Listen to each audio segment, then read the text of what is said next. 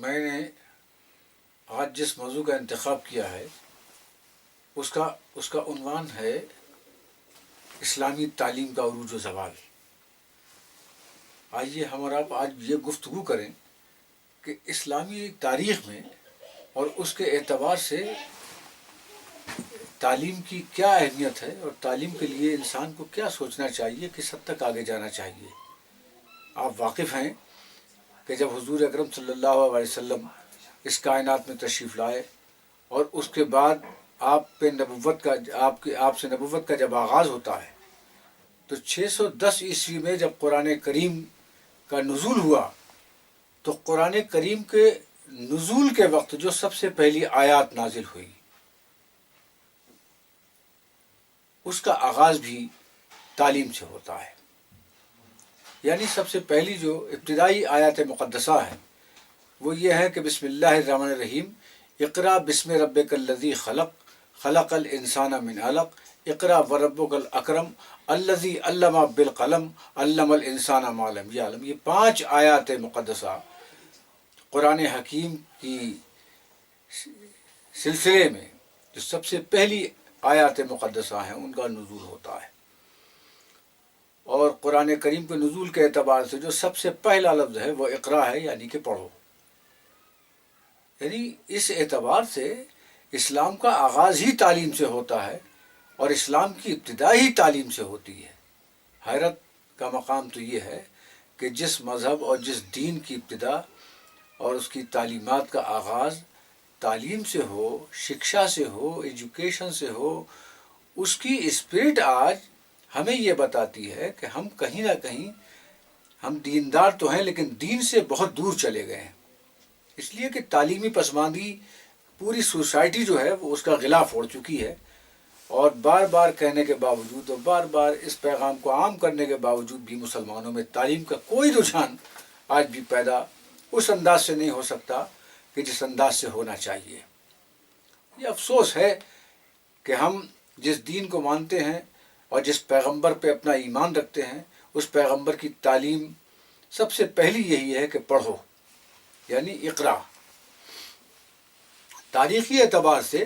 مسلمانوں میں جہالت و ناخواندگی کے ساتھ ساتھ دیگر علمی نظریاتی اختلافات کے دائمی امراض کا آغاز بھی حضرت علی اور حضرت معاویہ کے دور اختلافات سے رونما ہوا۔ اس وقت سواد اعظم کا مسلک تھا جس پر عام مسلمان عمل کر رہے تھے، اس کے سوا کوئی دوسرا تحریری ضابطہ اور کوئی رائے عمل موجود نہیں تھا۔ حضرت علی اور حضرت معاویہ کے اختلافات کی بنا پر 4 بڑے فرقے وجود میں آئے: شیعہ، خوارج، مرجئہ اور معتزلہ۔ یہ وہ دور ہے اسلامی تاریخ کا کہ جس میں قوم منتشر ہو چکی تھی اور اپنے عقائد و رسوم اور غیر منظم تعلیمی ادارے قائم کیے۔ سب نے اپنے اپنے مسلک کے اعتبار سے، سب نے اپنے اپنے نظریات کے اعتبار سے اداروں کو قیام کیا۔ ایک طرف اسلامی سلطنتوں کو فروغ حاصل ہو رہا تھا اور دوسری طرف نظریاتی عقائد بڑی تیزی کے ساتھ پھیل رہے تھے۔ طبقہ تابعین کے اس دور میں حضرت سیدنا امام اعظم ابو حنیفہ بن نعمان کی پیدائش ہوتی ہے۔ ان کی ولادت بعہد عبد الملک بن مروان بن بنو امیہ 80 ہجری میں اور وفات ابو جعفر منصور عباسی 150 ہجری میں ہوئی۔ حضرت امام محمد باقر اور ان کے فرزند حضرت امام محمد جعفر صادق کی شاگردی حضرت امام اعظم ابو حنیفہ نے اختیار کی۔ فقہائے سبع میں حضرت سلیمان اور حضرت سالم سے ملاقاتیں کی۔ 4000 مشائخ وقت اور ائمہ و تابعین سے احادیث اخذ فرمائیں۔